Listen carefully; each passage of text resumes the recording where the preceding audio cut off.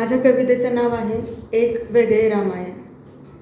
सीते करत राहिली स्वतःला सिद्ध, सीते करत राहिली स्वतःला सिद्ध, सांगत राहिलीस मी पवित्र आहे म्हणून.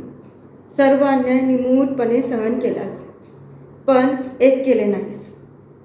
फक्त एकच प्रश्न विचारला असतास रामाला, फक्त एकच प्रश्न विचारला असतास रामाला की माझ्या नसण्याने तू विरह व्याकुळ झालास, माझ्या नसण्याने तू विरह व्याकुळ झालास आणि बिलगलास वृक्षवेलींना. याचा पुरावा तुला देता येईल का? तुझ्याशिवाय मी राहिले रावणाच्या लंकेत आणि माझे पावित्र्यच तू संपवलेस. पण माझ्याशिवाय तूही एकटाच होतास, तेव्हा तुझ्या पावित्र्याचा पुरावा कोणता? फक्त एवढाच प्रश्न विचारला असतास रामाला तर आज नक्कीच घडले असते एक वेगळे रामायण, तर आज नक्कीच घडले असते एक वेगळे रामायण.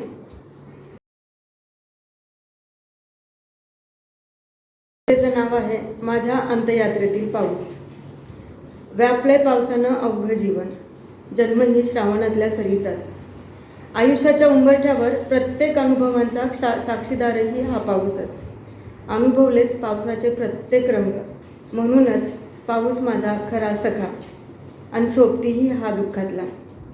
जखमांवर फुंकर घालणारा, ज्याने माझ्या प्रत्येक दुःखात साथ दिली, जपली माझ्यावरची निष्ठा, म्हणूनच वाटतो असावा पाऊस माझ्या शेवटच्या क्षणापर्यंत, अगदी माझ्या अंत्ययात्रेत सुद्धा.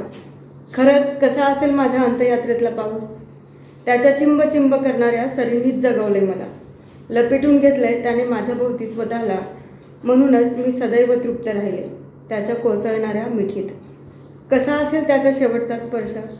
करेल का तो माझ्यावर मुक्त उधळण त्याच्या प्रेमसरींची? का तिथेही कोसळत राहील माझा चितेचा अग्नी विझवण्यासाठी? मला अग्नीची दाहकता पचवता येणार नाही म्हणून तो करेल का शीतल सरींचा वर्षाव? की माझ्या चितेवरचा माझा निष्प्राण देह पाहून तोही रडेल आभाळ फाटल्यासारखा?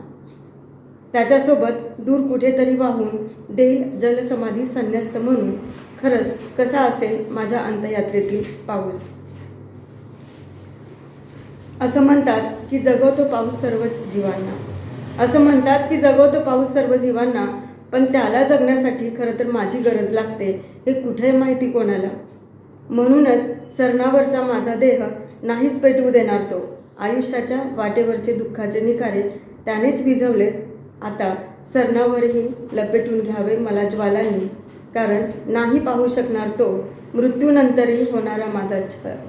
नाही सहन करणार तो, म्हणून तो कोसळेल मुक्तपणे, एक ठिणगीसुद्धा पडू नये माझ्यावर म्हणून तो धडपडेल. त्याच्या सर्व क्षमता पणाला लावून खरंच असा बरसेल का तो? की जगताना सोसलेल्या यातनातून मी मुक्त होते म्हणून दूर कुठेतरी मूक अश्रू ढाळत तर नाही बसणार ना तो? खरंच कसा असेल माझ्या अंत्ययात्रेतील पाऊस? खरंच कसा असेल माझ्या अंत्ययात्रेतील पाऊस?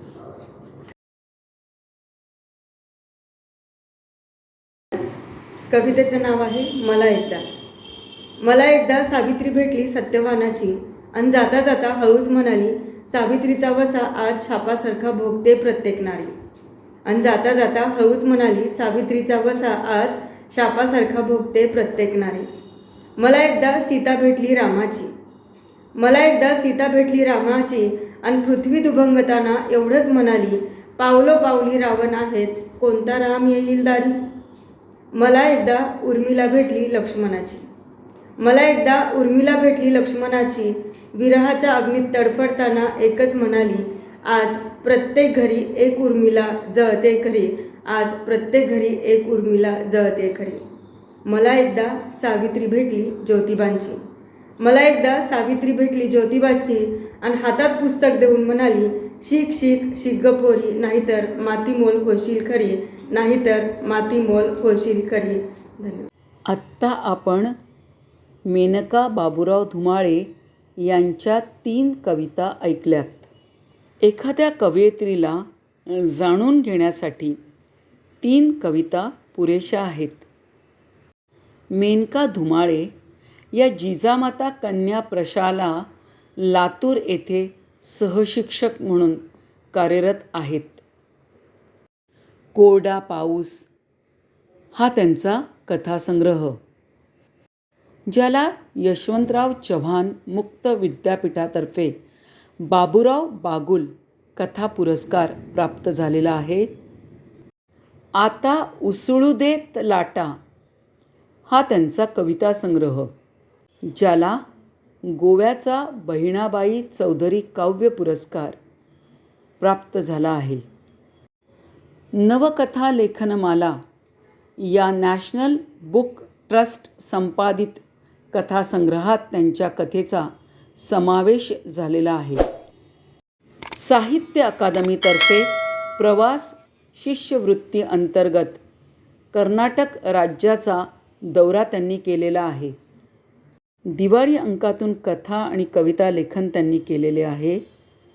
अनेक साहित्य संमेलनात त्यांनी कविता वाचन केलेले आहे. या कविता आपल्याला कशा वाटल्या याविषयी नक्की कमेंट करा. धन्यवाद.